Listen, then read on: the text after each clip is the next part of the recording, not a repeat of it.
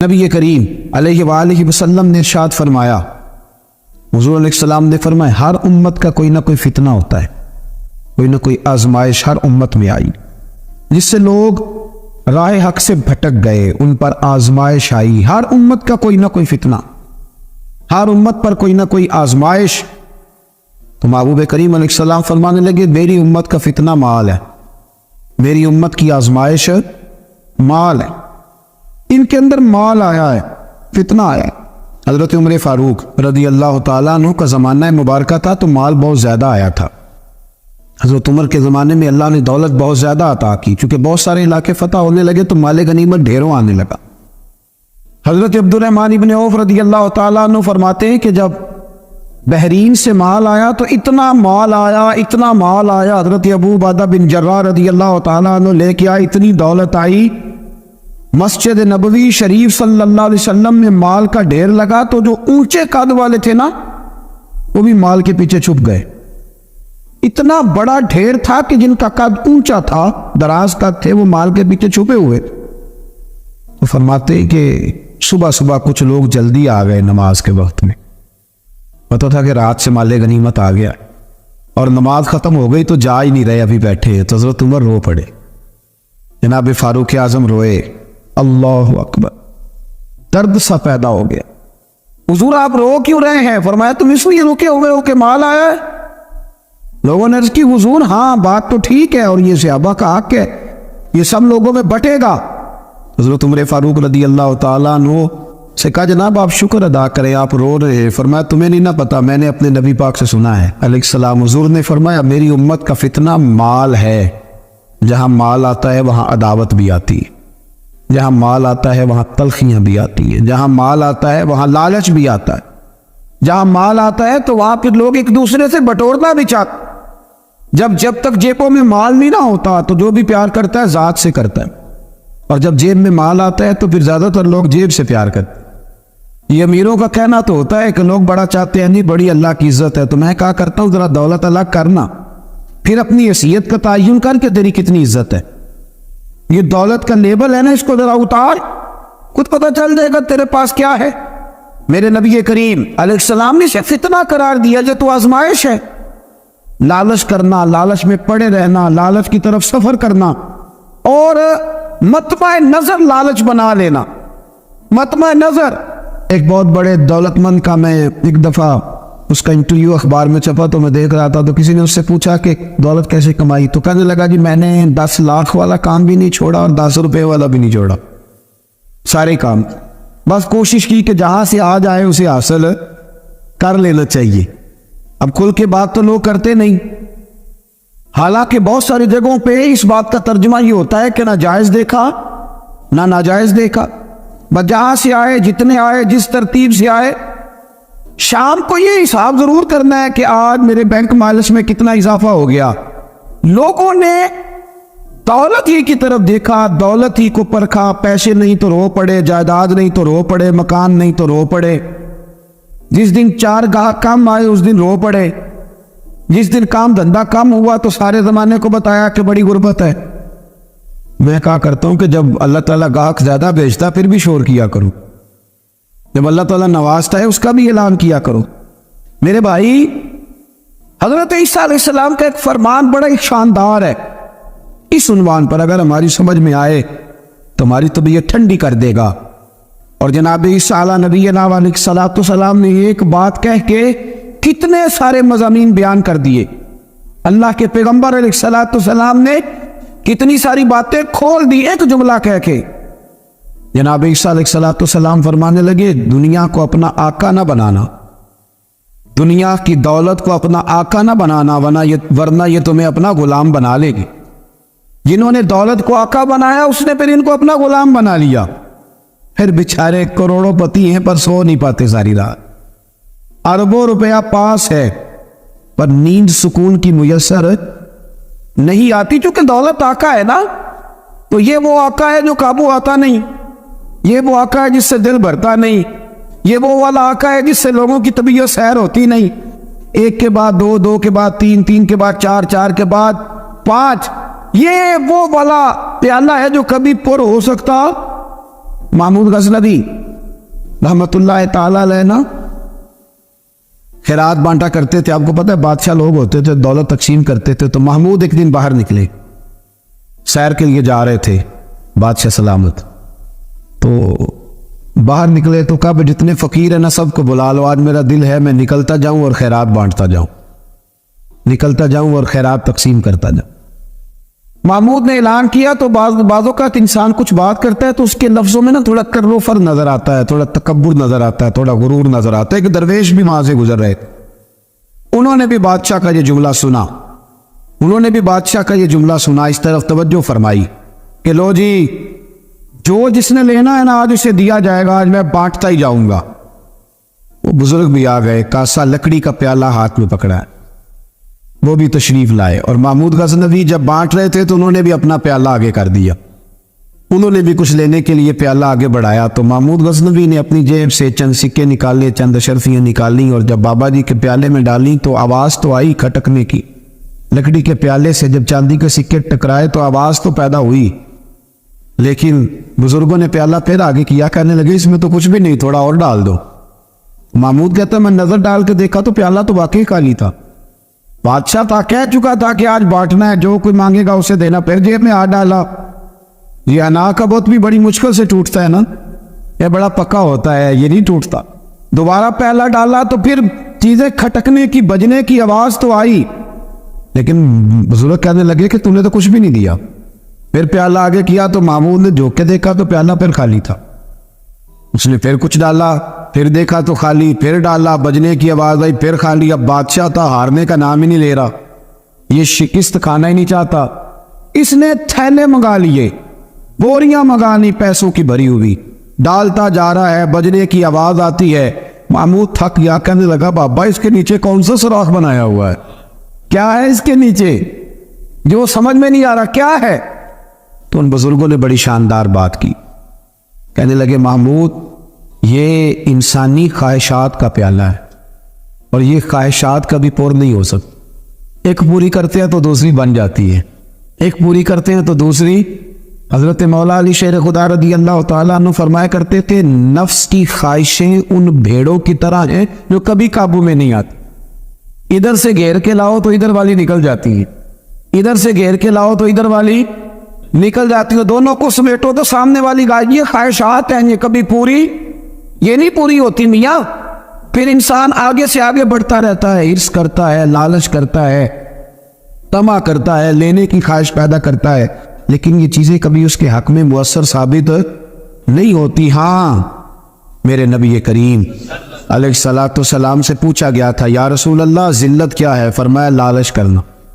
تو حضور عزت کیا ہے, فرمایا جو رب نے تجھے دیا اس پہ راضی ہو جا, اللہ عزت عطا فرما دے. قناعت میں عزت ہے, لالچ میں ذلت ہے. تو حرص کرنا, ہوس کرنا, مال کے پیچھے بھاگنا. لوگ تعلیم حاصل کرتے ہیں تو مال کمانے کے لیے, ہنر سیکھتے ہیں تو مال کمانے کے لیے, کسی استاد کے پاس جاتے ہیں تو مال کمانے کا طریقہ سیکھنے کے لیے, کسی سے یارانہ لگاتے ہیں تو کہتے ہیں ذرا دیکھو تو صحیح آگے کیسے گیا ہے. جب مطمع نظر ہی مال ہو, جب توجہ ہی ساری مال کی طرف ہو, جب دولت ہی ہر چیز کا لوگ حاصل سمجھ لے اور مقصود اور مدعائی دولت کو بنا لے, تو پھر انسانوں میں کمزوریاں پیدا ہوتی ہیں, روحانی قوتیں ختم ہوتی ہیں. امام جلال الدین سیوطی رحمۃ اللہ علیہ سے کسی شخص نے کہا تھا جی ایک حدیث میں نے پڑھا ایک نیکی کا 10 گنا اجر ہے, ایک میں پڑھا 70 گنا, ایک میں ہے 700 گنا ہے, تو اجر ہے کتنا؟ تو آپ فرمانے لگے جتنی نیت اچھی اتنا اجر بھی زیادہ. یہ تو ڈیپینڈ کرتا ہے تیرے اوپر. کام لوگ کراتے ہیں نا, ہماری مسجد میں کام شروع ہے, کام لوگ کراتے, تب کچھ لوگ ایسے ہوتے کوئی بھی کام کرنے والا وہ کام کا تب اس سے جان چھوٹے کسی طریقے سے, اور کچھ کام کرتے ہیں تو مزہ آ جاتا ہے. ان کی صفائی, ان کی دلچسپی, ان کا ذوق, ان کا شوق, ان کی توجہ بتلاتی ہے کہ یہ شخص واقعی کام کرنا چاہ رہا ہے اور اس کی دلچسپی ہے. نیکی جب آپ ذوق سے کرتے ہیں, شوق سے کرتے ہیں, دلچسپی کے ساتھ کرتے. یہاں تو بہت سارے لوگ دین کا نام لے کے اپنا قد اونچا کرتے, صدقات و زکوٰۃ کا نام لے کے لوگ اپنے آپ کو سخی مشہور کرتے. یہاں تو لوگ نماز پڑھ کے معاشرے کے اندر اپنا وقار بڑھانا چاہتے ہیں اللہ ماشاءاللہ کہ میں نمازی ہوں. یہاں تو لوگ کوئی خیر کا کام کر کے دیکھیں نا. اب کیا ہو رہا ہے حج عمرے کے موقع پر جو کام سب سے زیادہ ہوتا ہے وہ تصویریں کھینچنے کا ہے. سب سے زیادہ اب میں چل پڑا ہوں, اب میں پہنچ گیا ہوں, اب میں جہاز میں بیٹھ گیا ہوں, اب نفل پڑھ لیے ہے, احرام باندھ لیا ہے, طواف ہو گیا ہے. یوں لگتا ہے بندہ نہیں طواف کر رہا, موبائل طواف کر رہا ہے. یہ سب سے زیادہ لوگ ملنے آتے, پیار کرتے ہیں, دور دراز سے حضرات کئی دفعہ محبت کے ساتھ تشریف لے آتے. تو مجھے پتہ ہوتا ہے کہ اب جو کام سب سے ضروری ہے وہ تصویر کھینچنے کا ہے, وہ کرنا ہی ہے اور وہ کرنا ہی پڑے گا. اس کی مکمل تیاری ہوتی ہے, وہ پروگرام بنا کے آئے ہوتے. میرے بھائیوں یہ یاد رکھے کہ کوئی بھی کام جب تک اس میں اللہ تعالیٰ کی رضا شامل نہیں ہوتی, دیکھیں نا اللہ دلوں کے حال جاننے والا ہے. اگر کوئی شخص کسی قسم کی بددیانتی کرتا ہے, خیانت کرتا ہے, ظلم کرتا ہے, وہ لوگوں سے چھپ کے بھی کرے تو رب کریم کی سزا سے بچ سکتا. وہ چھپ کے کرے کیا کر لے. نبی کریم صلی اللہ علیہ وسلم نے فرمایا رب جب کسی کو رسوا کرنا چاہتا ہے تو 7 پردوں کے پیچھے چھپے بھی کر دیتا ہے, اور جب اللہ کسی کو عزت دینا چاہتا ہے تو پھر کوئی اسے چھین سکتا. یہ میرے مالک کا نظام ہے, اس میں آپ کسی قسم کی کوئی جو ہے وہ مداخلت کرنے کے مجاز نہیں ہے. اپنی ارادوں کو, اپنی نیتوں کو, اپنے شوق اور ذوق کو خالص رکھے اللہ کی رضا کے لیے. اس میں شائبہ نہ ہو, شک نہ ہو کسی قسم کا, غیر کی آمیزش نہ ہو. نماز پڑھے تو اللہ کی رضا کے لیے, صدقات و خیرات کرے تو اللہ کی رضا کے لیے. کسی کام میں آپ مداخلت کرتے, بھائیوں کی لڑائی ہو گئی ہے, دوستوں کا جھگڑا ہو گیا ہے, رشتہ داروں میں کسی جگہ کوئی ایسی ضرورت پڑ گئی ہے جہاں آپ کے مداخلت کرنے سے حالات بہتر ہو سکتے ہیں, تو مداخلت ضرور کرے. چودھری بننے کے لیے نہیں, پنچایت کا سرپنچ بننے کے لیے نہیں, اس نیت سے کہ میرے نبی پاک علیہ السلام نے فرمایا جس نے 2 لوگوں کی صلح کرا دی رب 2 حج اور 2 عمرے کا ثواب عطا فرمائے. اس ارادے سے, اس نیت سے, اس ذوق سے, اس شوق سے, اس توجہ کے ساتھ آپ آگے بڑھیں گے کہ ہم نے اللہ کی رضا کے لیے کرنا ہے. ہمارے آج کل کے جتنے امور ہیں ان امور کے اندر دنیا داری غلبہ کرتی چلی جا رہی. ہر کام میں دنیا داری کی آمیزش ہو جاتی ہے, نہ چاہتے ہوئے بھی, نہ ارادہ کرتے ہوئے بھی, بہت ساری جگہوں پہ. اور دنیا داری اتنی غالب ہو گئی ہے کہ دنیا ہی دنیا نظر آنے لگ گئی. دنیا ہی دنیا, یعنی کوئی چیز کیمرے کی آنکھ سے چھپ نہیں پا رہی, کوئی بات ایسی نہیں جس پر لوگوں کی نظریں نہ ہو, کوشش کرے. اور عجیب بات یہ ہے کہ دنیا داری ہو, دولت ہو تو اس کو چھپا کے رکھا جاتا ہے, اور دین کی کوئی بات ہو اس کو نشر کرنا ضروری سمجھا جاتا ہے تاکہ لوگوں کو میرے تقوی اور میری پرہیزگاری کی خبر جلدی جلدی مل جائے. میرے نبی کریم علیہ الصلوۃ والسلام نے خالص اللہ کی رضا کے لیے ہر کام کرنے کا حکم دیا. سیدہ عائشہ صدیقہ رضی اللہ تعالیٰ عنہا راوی ہے, الترغیب و ترہیب میں حدیث ہے. پیارے حبیب کریم سید عالم صلی اللہ تعالیٰ علیہ وسلم نے ارشاد فرمایا کہ حضور ایک دن مجمع, صحابہ کے مجمع میں حضور نے پوچھا بتاؤ اسلام کی سب سے مضبوط بنیاد کیا ہے. ایک صحابی نے کہا یا رسول اللہ نماز پڑھنا. 5 وقت لوگ جمع ہوتے ہیں, ایک دوسرے کا حال احوال پوچھتے ہیں, معاملات ہوتے. یا رسول اللہ صلی اللہ تعالیٰ علیہ وسلم مضبوط بنیاد ہے اسلام کی نماز پڑھنا, 5 وقت جمع ہونا. حضور نے فرمایا بات تمہاری ٹھیک ہے پر تم میری مراد کو نہیں پہنچے. عرض کی حضور حج کرنا, مختلف رنگ, مختلف نسلیں, مختلف قبیلے, مختلف بولیاں, لیکن جب حج کرنے پہنچے تو لباس بھی ایک ہی ہو گیا, گفتگو بھی ایک ہی, لبیک اللہم لبیک لبیک لا شریک لک لبیک ان الحمد والنعمت لک والملک لا شریک لک لبیک. ایک ہی صف میں کھڑے ہو گئے محمود و ایاز, نہ کوئی بندہ رہا نہ کوئی بندہ نواز.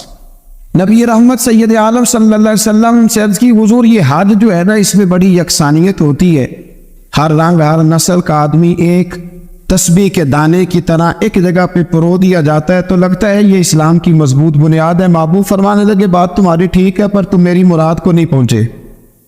عرض کی حضور پھر زکوٰۃ, صدقات, خیرات اسلام کی مضبوط بنیاد ہے. کیوں؟ وہ اس لیے کہ غریب امیر کو دیتا ہے, امیر غریب کو دیتا ہے, اور غریب امیر سے لیتا ہے تو ایک رشتہ بنتا ہے, ایک تعلق بنتا ہے. محسن کا اور احسان مند کا بڑا گہرا رشتہ ہوتا ہے, بڑا. ایک دوسرے سے پیار کرتے ہیں, ایک دوسرے کو چاہتے ہیں, ایک دوسرے کے لیے اچھے جملے بولتے, ایک دوسرے کے لیے ہمیشہ ان کے جذبات ٹھنڈے میٹھے اور اچھے ہوتے. تو لگتا ہے یہ اسلام کی مضبوط بنیاد ہے. حضور فرمانے لگے بات تمہاری ٹھیک ہے, پر تم میری مراد کو نہیں پہنچے. تو پھر صحابہ عرض کرنے لگے حضور ہماری رعایت فرما دے, پھر ایک رحمت کی نظر کر دے, آپ ہی بتا دیں اسلام کی مضبوط بنیاد کیا ہے. تو محبوب فرمانے لگے اسلام کی مضبوط بنیاد ہے اللہ کی رضا کے لیے کسی سے محبت کرنا. کس کی رضا کے لیے؟ خالص اللہ کی رضا. اور اللہ کی رضا کے لیے کسی سے بغض رکھنا, عداوت رکھنا. اللہ کی رضا کی محبت بھی اللہ کے لیے, عداوت بھی. ذاتی دشمنی کوئی نہیں, ذاتی اختلافات کوئی نہیں, ذاتی رنجشیں کوئی نہیں, ذاتی لڑائیاں کوئی نہیں, ذاتی جھگڑا کوئی. خالص اللہ کی. ہمارے ہاں لڑائیاں ذاتی لڑی جاتی ہیں, اس نے مجھے شادی پہ دعوت نہیں دی, اس نے مجھے پروٹوکول نہیں دیا, یہ کہاں پہنچ گیا, میں کہاں رہ گیا. ذاتی لڑائیاں لڑی جاتی ہیں, دینی نہیں, مذہبی نہیں, اخلاقی نہیں. دیکھیں آپ, چاہیے تو یہ تھا نا کہ شادی کے موقع پر یہ لڑائی نہ ہوتی کہ اس نے مجھے پوچھا کیوں نہیں. لڑائی یہ ہوتی کہ یار تو غیر شرعی کام کوئی نہ کرنا, اللہ رسول کی ناراضگی والا کام کوئی نہ کرنا. اگر تو نے کیا تو میں نے کوئی نہیں آنا, اگر تو یہ حرکت کرے گا تو پھر میرا تیرا معاملہ درست نہ رہ سکے گا. یہ لڑائی ہونا چاہیے تھی, نہ کہ یہ لڑائی ہوتی کہ مجھے بلایا کیوں نہیں, پروٹوکول کیوں نہیں دیا, اعزاز کیوں نہیں دیا. تو حضور نے فرمایا اسلام کی مضبوط گرہ, اسلام کی مضبوط بنیاد ہے اللہ کی رضا کے لیے محبت کرنا اور اللہ کی رضا کے لیے کسی سے عداوت رکھنا. حضرت موسیٰ کلیم اللہ علیہ نبینا علیہ الصلوۃ والسلام پر اللہ کریم نے وہی فرمائی کہ اے موسیٰ, اے میرے کلیم, میرے لیے بھی کوئی کام کیا ہے؟ عرض کی اللہ میں نے نمازیں پڑھی, روزے رکھے, تبلیغ کی. فرمایا وہ تو آپ کی ذمہ داریاں تھی, وہ تو آپ نے اپنے لیے کیا, میرے لیے بھی کچھ کیا ہے؟ رب کریم نے پوچھا موسیٰ میرے لیے بھی کچھ کیا ہے؟ عرض کی اللہ یہ سارا کچھ. فرمایا مالک تیرے لیے کیا. کہا یہ تو آپ نے اپنے لیے کیا, آپ کی ذمہ داریوں میں شامل تھا. مالک تیرے لیے کیا ہے؟ فرمایا کسی بندے سے محبت کی ہے کہ یہ اللہ کا بندہ ہے, کسی بندے سے محبت کی ہے کہ یہ اللہ کا بندہ ہے, یا کسی کے ساتھ تمہاری صرف اس لیے ناراضگی ہو کہ یہ اللہ کا نافرمان ہے, اللہ رسول کا دشمن ہے, معاذ اللہ بے ادب ہے. میرے بھائی سمجھ لے اچھی طرح اور اپنے دل کے کونے میں یہ بات بٹھا لے کہ زندگی میں جو کام کریں وہ اللہ کی رضا کے لیے. چھوٹا سا بھی خیر کا کام. میرے رسول کریم علیہ السلام کا جو سب سے پہلا فرمان ہے نا بخاری میں, وہ یہ ہے کہ انما الاعمال بالنیات. تیرے عمل کا دار و مدار تیری نیت پر ہے, تیرے ارادے پر ہے. بنیاد تمہاری نیت ہے. بنیاد یہ ہے کہ تمہارا اندر سے اس کام کے لیے ذوق کیا ہے, شوق کیا ہے. اگر وہ بنیاد مضبوط ہے تو پھر عمل کی جو آپ چھت ڈالیں گے وہ ساری چھت بھی مضبوط ہے. لیکن اگر ارادے کچے ہیں, کمزور ہیں, سازشیں ہیں, رنجشیں ہیں, اندر معاملات گڑبڑ ہیں, تو پھر کبھی دیواریں مضبوط ہو سکتی. نیتیں اچھی کریں. بڑی سادی مثال, بڑی صاف ستھری, مولا کائنات شیر خدا حضرت علی المرتضیٰ کرم اللہ تعالی وجہ الکریم نا, آپ ایک جگہ جنگ لڑنے کے لیے گئے, جہاد ہو رہا. عرب کے جو لوگ ہوتے تھے وہ دشمن کو سزا بڑی سخت دیتے تھے. بعض لوگ مطالبہ بھی کرتے ہیں نا سخت سزا کا. ہمارا سرائکی کا ایک شاعر ہے, وہ کہا کرتا ہے جے تانگی ساڑی زندگی تو تے دے سخت سزا تیری جان چھوٹے, ساکو مار نہ شاکر کستاں وچ یک لخت مکا تیری جان چھوٹے. عرب کے لوگ نا سخت سزا دیتے تھے, سخت. وہ اذیت دیتے, کبھی انگلی کاٹ دیتے, کبھی ہاتھ کاٹ دیتے. مختار سقفی نے جب امام علی مقام رضی اللہ تعالیٰ عنہ کے قاتلوں کو قتل کیا تو زیادہ تر کی گردنیں نہیں کاٹی تھی, بلکہ اس نے ہاتھ پیر کاٹ کے لوگوں کو جنگلوں میں پھینک دیا. تڑپ تڑپ کے لوگ مر گئے. اسلام اس اذیت کا قائل ہے. اہل عرب اذیت دیتے تھے, بلکہ دشمن جب نڈھال ہو کے گر جاتا تھا نا تو اس پر گھوڑے دوڑا دیتے تھے, گھوڑے دوڑ جاتے تھے اس پر, لاشیں مسک کر دیتے, ناک کان آنکھیں نکال ڈالتے, ٹکڑے کرتے تھے وجود کے, اذیت دیتے تھے. تو جب کوئی آدمی کسی کے نرغے میں آ جاتا تھا نا, قابو میں آتا تھا, تو اس کی خواہش ہوتی تھی کہ میں مارنے والے کو غصہ دلاؤں تاکہ مجھے جلدی مار دے. अजियत ना दे, तकलीफ ना दे, मुझे जल्दी मार डाले, जल्दी कत्ल कर डाले। ये उनका मिजाज होता था, रवैया होता था। हजरत मौला अली शेर खुदा करमल्लाहु तआला वजहुल करीम दुश्मन पर गालिब आ गए। जब गालिब हुए तो उसने माज़अल्लाह हजरत अली पर थूक दिया। काफिर था, उसका इरादा यह था कि मैं हजरत अली को गुस्सा दिलाता हूं ताकि ये मुझे जल्दी मार दे, लेकिन उसे नहीं पता था ये अली है। उसे नहीं खबर थी कि ये जो खमीर है ना, इनकी तरबियत मदीने वाले महबूब ने फरमाई है। यहां जो चमक दमक है उसका रंग सारी दुनिया से निराला है, अनोखा है, शानदार है, वजादार है, कमाल है। कहा हजरत अली पर माज़अल्लाह ने ये काम करता हूं ताकि वो जल्दी कत्ल कर देंगे, लेकिन जब उसने मौला अली की तरफ ये नाजेबा हरकत की तो हजरत अली ना तलवार छोड़ के पीछे हट गए। तवज्जो करना, रिजल्ट देखना। मौला अली पीछे हट गए और फरमाने लगे जा तू आज़ाद है। वो कहने लगा मैं आज़ाद हूँ, किस तरह, कैसे? तो हजरत अली फरमाने लगे मेरा तेरा जाती झगड़ा तो कोई नहीं ना, न तूने मेरी ज़मीन पे कब्जा किया, ना मेरा माल लूटा, ना मेरी इज्जत पर हाथ डाला। मेरा तेरा झगड़ा अल्लाह की रिजा के लिए, खालिस इसलिए कि तू अल्लाह की नाफरमानी कर रहा, खालिसतन इसलिए तेरा और मेरा ये झगड़ा है। बाकी जहां तक ताल्लुक इस बात का है कि अब तूने मेरी जात शामिल कर दी, अब तूने मुझे तकलीफ दे दी, अब तूने मुझे अजियत में मुब्तला कर दिया। तो हजरत मौला अली शेर खुदा फरमाने लगे अब जात आ गई है मेरी बीच में, अब मेरी जात बीच में आ गई है। अब अगर मैं तुझे कत्ल करूंगा तो लगेगा मैंने अपने जाती गुस्से में कत्ल किया है। लिहाजा अब मामला ये है कि मैं तुझे आज़ाद करता हूं, अब तू छुट्टी कर सकता है, जा सकता है, दोबारा कभी मेरे हाथ आएगी तो देखी जाएगी। मौला कायनात ने उसे छोड़ दिया, लेकिन वो हजरत अली का गुलाम बन गया। वो गुलाम बन गया, कहने लगा अली अब समझ आई है कि दीन कितना शानदार है, दीन कितना आला है, दीन की कदरें कितनी पाकीज़ा और कितनी हसीन है और कितना मुनव्वर है महबूब करीम का दीन। आप मुझे कलमा ही पढ़ा दें।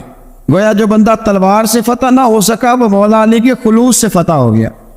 हजरत अली के खुलूस से, लिल्लाहियत से, अल्लाह के साथ जो उनका रिश्ता था, उस रिश्ते की बरकत से वो आदमी फतह हो गया। मेरे भाई, हमारे मामलात के अंदर लिल्लाहियत खत्म होती जा रही है, खुलूस नहीं रहा। करामतें हैं, कहानियाँ हैं, दास्तानें हैं, इल्ज़ामात है, झूठ है, फरेब है, फ्रॉड है, बड़ा कुछ है। अगर नहीं है तो खुलूस नहीं है, अगर नहीं है तो हमारा अल्लाह और उसके रसूल के साथ रिज़ा वाला मामला नहीं है। किसी चीज़ को उसकी हकीकत की बजाय हम तसव्वुरात की दुनिया में जाके, ख्यालात तो हम मात और अफवाहों की दुनिया में जाके उसको कबूल करते। याद रखो, जिन लोगों की ज़िंदगियाँ अल्लाह की रिज़ा के लिए थी वो लोग बड़े अच्छे थे, बड़े खुशबख्त थे, बड़े खुश नसीब थे। उन्हें बदर के मैदान में गर्दनें कटाने में भी बड़ा ही मज़ा आया। उन्हें आप देखें ना, उहद के मैदान में जाने देने में भी उन्हें बड़ा मज़ा आया। जब आदमी में खुलूस होता है तो उसके लिए जान कुर्बान करना भी आसान हो जाता है, लेकिन जब खुलूस नहीं होता फिर गुफ्तगू होती है, फिर बातें होती हैं, फिर दास्तानें होती हैं, फिर कहानियाँ होती हैं, फिर लबो लहजा होता है, फिर मनसूबा साजी होती है, फिर हीले बहाने, फिर सूरे कुबरे जोड़ के लोग कहानियाँ और दास्तानें बनाते हैं। खुलूस और लिल्लाहियत के साथ अल्लाह की बारगाह में झुके, इबादतों का, रियाजतों का, तिलावतों का जितना अल्लाह हमें मौका देता है उसमें खुलूस शामिल करने की कोशिश करें, लिल्लाहियत शामिल करने की कोशिश करें, अल्लाह की रिजा शामिल करने की कोशिश करें। मेरे नबी रहमत सल्लल्लाहु ताला अलैहि वसल्लम ना हजरत माज़ इब्ने जबल को जब यमन के लिए रवाना करने लगे तो रसूल पाक अलैहि सलाम ने बड़ी नसीहतें फरमाई। उन नसीहतों में दर्द बड़ा था। क्यों? इसलिए कि हुजूर ने उन्हें बतलाया था कि जब तुम वापस आओगे तो मेरी तुम्हारी मुलाकात नहीं होगी, तुम मेरी कब्र से गुजरोगे। अखां जदों मिटियां जमाना मैनू रोवेगा, अपना ते अपना बेगाना मैनू रोवेगा। जदों ना मैं दिसिया मैं खारा नू मैं खाने विच, जाम टुट जाणगे ते मैं खाना मैनू रोवेगा। कई लुक लुक रोणगे ते कई बुक बुक रोण, गलियां दा अयाना ते सियाना मैनू रोवेगा। और क्या खूबसूरत बात उन्होंने कही थी, मुझे बड़ी पसंद है। कहने लगे बेकदरा कुछ कदर न जाती, ओ कीती खूब तसल्ली हो, ए दुनियादार पुजारी जर दे कुत्तियां दे कल टल्ली हो, बुक बुक रोशन अखियां तकियो वेख हवेली कल्ली हो। ਤੇ ਕੂਚ ਨਸੀਰ ਅਸਾਂ ਜਦੋਂ ਕੀਤੀ ਫਿਰ ਪੈ ਜਾਣੀ ਥਰਥੱਲੀ। ਕੂਚ ਨਸੀਰ ਅਸਾਂ ਜਦੋਂ ਕੀ ਫਿਰ ਪੈ ਜਾਣੀ ਫਿਰ ਕਮਾਲ ਹੋ ਜਾएगी। ਬਾਦ ਮਰਨ ਦੇ ਮੁਖੜਾ ਮੇਰਾ ਹੋ ਜਾਵੇ ਜੇ ਤਾਜ਼ਾ, ਫਿਰ ਸਮਝ ਲੈਣਾ महबूब मेरे ने आन पड़े है जनाजा। हजरत माज इब्न जबल रदी अल्लाह ताला अन्हु से हुजूर ने फरमाया, माज जब तुम वापस गुजरोगे ना तो मेरी कब्र के पास से गुजरोगे, मुलाकात नहीं होगी। तो वो जो नसीहतें थी ना उस मौका पर जब आप गोया किसी से आखिरी मुलाकात कर रहे होते, उन नसीहतों के अंदर जो हुस्न होता है, कमाल होता है, वो तो जाते जाते की बात लै सजना सा तोड़ निभाई जान ही दिती राह तेरे, वो जो जाते जाते की गुफ्तगू होती है, वो जो अंदाज होता है बड़ा कमाल होता है।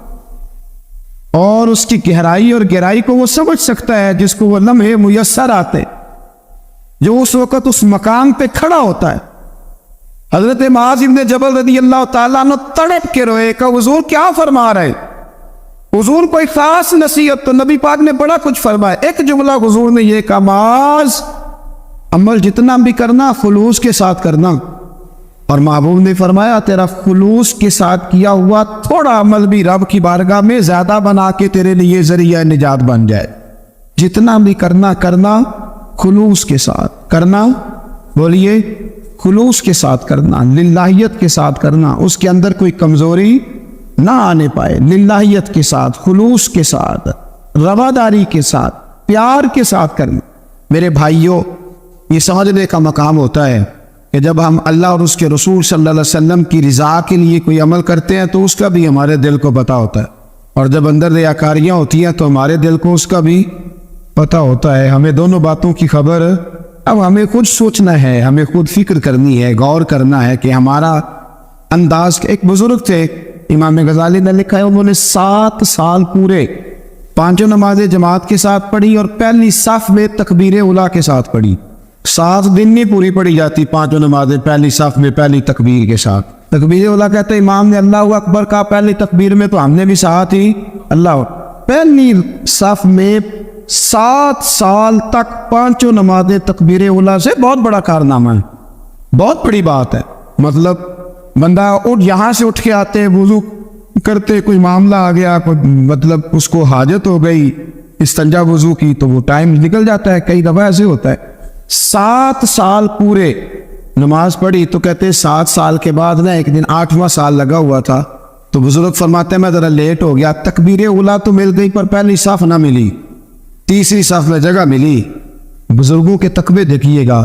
फरमाते 3री सफ में मैंने नमाज पढ़ी तो मेरे दिल के अंदर ख्याल आया, यार लोग क्या सोचेंगे कि इतना अच्छा इसका रिकॉर्ड था, पहली सफ में ये नमाज पढ़ता था, तो आज 3री सफ में लोग क्या सोचेंगे। फरमाते हैं जब ये लफ्ज़ जुबान पे आया तो मेरा ज़मीर बोल पड़ा, जब ये सोच दिल में आई तो मेरा अंदर तड़प उठा, छम छम मेरे आंसू निकलने लगे, मैं रोया। और फरमाते लोग चले गए और मैं नफल पढ़ता रोता रहा। मैंने कहा अल्लाह, मुझे यूँ लगता है वो 7 साल तक पहली सफ में जो नमाजें पढ़ता रहा वो तो लोगों को दिखाने के लिए पढ़ता रहा। फरमाते मैंने 7 साल की नमाजें कज़ा पढ़ी, कज़ा नमाजें पढ़ी, इसलिए कि मुझे समझ आई कि वो नमाज अल्लाह की रज़ा के लिए नहीं थी, वो तो बंदों को रिकॉर्ड बनाने के लिए। मैंने वो 7 साल की नमाजें कज़ा पढ़ी। और फरमाते अब दोबारा से जब मैं जाता हूँ तो फिर मैं अपने दिल पे गौर करता हूँ कि पहली सफ तकबीर उला पर, यह बता नीयत क्या है, ये बता कि तेरा इरादा क्या है। शेख सादी फरमाया करते थे, तेरे वजूद का किबला तो सीधा है, दिल के किबले की भी बात बता। तेरे वजूद का किबला दुरुस्त है पर दिल के किबले की भी, हाँ खुदी का सिर्रे ने, हाँ ला इलाहा इल्लल्लाह, खुदी का तेग फिसा ला इलाहा। ये दौर अपने इब्राहीम की तलाश में है। सनम कदा है जहाँ ला इलाहा इल्लल्लाह, सनम कदा है जहाँ ला इलाहा इल्लल्लाह। और अगरचे पुत है जमात की आस्तीनों में, पर मुझे है हुक्म अज़ा ला इलाहा इल्ल। तो ये जो हमारा मिजाज है ना लोगों को दिखाने का, बताने का, सुनाने का, शेख अबुल अब्बास मरसी फरमाते तो मुझे कई दफ़ा महबूब करीम अलैहिस्सलाम का दीदार नसीब हुआ। मेरा हुजूर का मामला था, फिर मैंने लोगों को बताना शुरू कर दिया। फरमाते फिर उन्होंने आना छोड़ दिया, इसलिए कि कुछ बातें ऐसी होती हैं जो बताने की नहीं होती, लेकिन कुछ बंदों को बिशारतें होती बड़ी हैं, वो उन बेचारों को बदहज़मी हो जाती।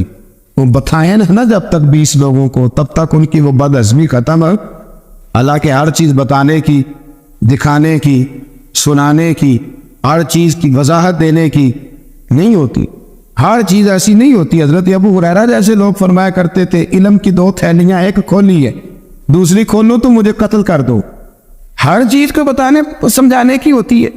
تو خلوص دیکھے کتنا ہے اس میں، للہیت کتنی ہے، اللہ کی رضا کتنی۔ الحمدللہ تعالی اس مہینے سے، یہ جو جولائی کا ہے، میرے خیال ہے 4-5 جولائی سے حج کی فلائٹ شروع ہو جائیں گی انشاءاللہ تعالی۔ خوش نہیں ہوئے آپ سن کے؟ جو جا رہے ہیں رب ان کا قبول فرمائے، اور جو رہ گئے اللہ انہیں موقع عطا فرمائے۔ ای سعادت بزور بازو نیس تان بخشندہ خدائے بخشن۔ یہ سعادتیں بازو کی قوت سے نہیں ملتی، تبھی ملتی ہیں جب اللہ عطا کرتا ہے، جب رب اپنے فضل سے عطا کرتا ہے، پھر یہ سعادتیں ملتی۔ لوگ حج کے لیے جا رہے ہیں، اور آپ کو پتہ ہے حج بھی آج کل ساتھ ساتھ حج ہوتا ہے، ساتھ ساتھ سیلفی ہوتی ہے، آخر تک چلتا ہے۔ ایک بزرگ کی حضرت ابو مرتعش ان کا نام تھا، وہ فرماتے ہیں میرا 4تھا-5واں حج تھا، نفلی حج کرنے کے لیے میں جا رہا تھا، تیاری میری مکمل ہو گئی تھی، 2-4 دنوں میں میری روانگی تھی، ارادہ میرا مضبوط تھا، معاملات سارے طے ہو گئے تھے، بس میں جانے کے قریب تھا۔ فرماتے کہ میں ایک دن گھر میں بیٹھا تھا، اماں جی نے نا کہا بیٹا ذرا پتر ذرا پانی کا پیالہ دینا۔ فرماتے میرے دل میں خیال آیا کہ ایک تو میں عالم ہوں، صوفی ہوں، درویش ہوں، مولوی ہوں، اور دوسرا یہ کہ میری کل پرسوں تیاری بھی ہے، تو پانی تو چھوٹا بھائی بھی دے سکتا ہے، یہ کام کو بچہ بھی کر لے گا۔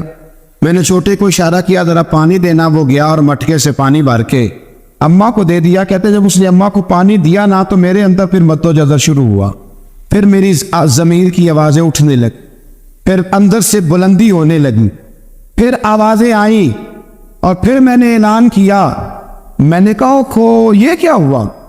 سینکڑوں اور ہزاروں میل حج کرنے کے لیے جانا میرے لیے آسان ہے، اور یہ 2 قدم اماں کو پانی دینا میرے لیے مشکل ہے، یہ کیا بات ہوئی؟ حالانکہ حج کرنے سے بھی اللہ نے راضی ہونا تھا، اور اماں کو پانی پلانے سے بھی اللہ نے راضی ہونا تھا، پر یہ میں کس جگہ کھڑا ہو گیا ہوں کہ سینکڑوں میل اور ہزاروں میل جا کے حج کرنا میرے لیے آسان ہے، لیکن پانی بھر کے لانا میرے لیے مشکل ہے۔ چند قدموں کے فاصلے پہ مٹکا پانی کا پڑا ہے۔ فرماتے ہیں بس اسی وقت پھر مجھے سمجھ آئی کہ وہ حج میں لوگوں نے ذرا حاجی حاجی کہنا ہے نا، حج میں لگا شور اٹھے گا نا کہ چھٹا حج کر کے آیا ہے، حج میں ذرا آوازیں اٹھیں گی نا ماشاءاللہ کیا بات ہے، پھول ڈلیں گے اور پتیاں گریں گی اور نام ہوگا، لیکن اماں کو پانی دینے سے کسی نے اعلان تو نہیں نہ کرنا، شاباش تو نہیں نہ دینی، کسی بندے نے آواز تو نہیں نہ اٹھانی۔ فرمایا میں اسی وقت اسی لمحے اٹھ کے ماں کے قدموں میں بیٹھا اور پیر پکڑ کے کہا ماں مجھے معاف کر دے۔ ماں کہنے لگی بیٹے کیا ہوا؟ میں نے کہا ماں مجھے سمجھ آ گئی، آج میرا نفلی ہے، میں اس سال نہیں جاؤں گا، اگلے سال جاؤں گا، اب یہ پورا سال میں تیری نوکری کروں گا، میں تیری خدمت کروں گا، تیرے پیر دباؤں گا، تیرے لیے کھانا لاؤں گا، میں تیری ڈیوٹی کروں گا، اس لیے کہ مجھے سمجھ آئی ہے کہ نیکی کا تصور اصل میں ہے کیا۔ ہم پھر عموم وہ نیکی کرنے جا رہے ہوتے ہیں جو نیکی بھی ہوتی ہے اور دنیا میں اس کا نام بھی ہوتا ہے، تذکرہ بھی ہوتا ہے، اس کی وجہ سے ہمارا قد بھی اونچا ہو رہا ہوتا ہے۔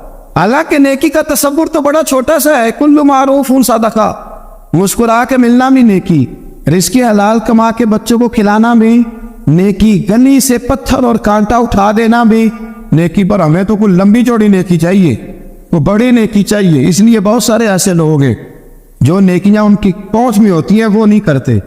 وہ محرم کے ایام میں نا ایک جگہ پہ حاضری کا موقع ملا تو وہاں ایک صاحب کہہ رہے تھے ہم مریں گے، لڑیں گے، جانیں دیں گے، قربانی دیں گے، ہم امام علی مقام کی سنت ادا کریں گے، سارا کچھ کریں گے۔ تو بعد میں وہ میرے پاس بیٹھے تو میں نے انہیں کہا کہ جب جنگ کا موقع آئے گا تو انشاءاللہ لڑیں گے، جانے بھی دیں گے، پر ابھی آپ یہ کام کریں کہ امام حسین ایک رات میں پورا قرآن پاک پڑھا کرتے تھے، یہ والی سنت امام حسین کی شروع کرے، یہ والی سنت ابھی آپ سٹارٹ، جب وہ موقع آئے گا تو انشاءاللہ وہ کام بھی کریں گے۔ تو یہ والی سنت آپ سٹارٹ کریں۔ امام صاحب 100 نفل پڑھا کرتے تھے فرض نماز کے علاوہ، روزانہ 100 رکعت نماز نفل، تو آپ یہ والی سنت امام حسین کی شروع کریں نا، تو جب کربلا سجانے کی باری آئے گی تو پھر کربلا بھی سجا لیں گے۔ لیکن ہم نے یہ والے کام نہیں کرنے، نمازیں 5 پوری نہیں پڑھنی، ہم نے تو صرف کربلا والی سنت ادا کرنی، نعرے لگانے، وہاں تک پہنچنا ہے۔ میرے عزیز یاد رکھے، اللہ کی رضا ہر جگہ پیش نظر ہو۔ میرے رسول کریم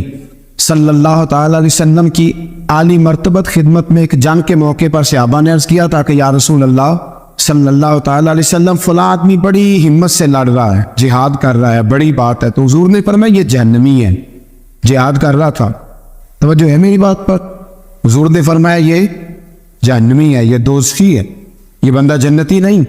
جب سرکار دو عالم صلی اللہ تعالیٰ علیہ وسلم نے یہ بات ارشاد فرمائی تو صحابہ کہتے ہیں ہمیں تجسس ہوا کہ یہ کیا بات ہوئی، اتنی ہمت سے، جواں مردی سے، اتنی وہ دلیری سے لڑ رہا ہے، اور حضور نے فرما دیا دوزخی ہے۔ کیسے دوزخی کیسے؟ تو ایک صحابی کہنے لگے میں اس کا پیچھا کرنے لگا، یا پیچھا کرنے لگا تو اس پر نہ کچھ زخم کاری لگ گئے تھے، زخم گہرے تھے، وہ زخموں کو برداشت نہ کر سکا، اور ایک مقام ایسا آیا کہ اس نے خود اپنے پیٹ میں خنجر لگا کے، پیوست کر کے، خنجر مار کے یا تلوار مار کے یا نیزہ مار کے اس نے خودکشی کر لی، زخموں کی تاب نہ لا سکا۔ حضور نے فرمایا تھا کہ یہ جہنمی ہے، تو اس کی وہ جو بات تھی وہ صادق ہو گئی۔ کہتے میں فوراً بولا، میں نے کہا میرے محبوب جو فرماتے حق اور سچ ہی فرماتے، دیکھو کس موت مرا۔ اب اس پر مفسرین نے لکھا ہے کہ وہ بندہ جو گھر سے نکلا تھا نا، تو وہ دین کے لیے لڑنے نہیں نکلا تھا، وہ قومیت کے لیے لڑنے آیا تھا کہ میرا سارا قبیلہ گیا ہے تو مجھے بھی جانا چاہیے، ہماری قوم سے فلانی قوم ٹکرائی ہے، تو لہذا ہمیں اس کی نیت میں، ارادے میں دین، للہیت اور خلوص شامل ہے۔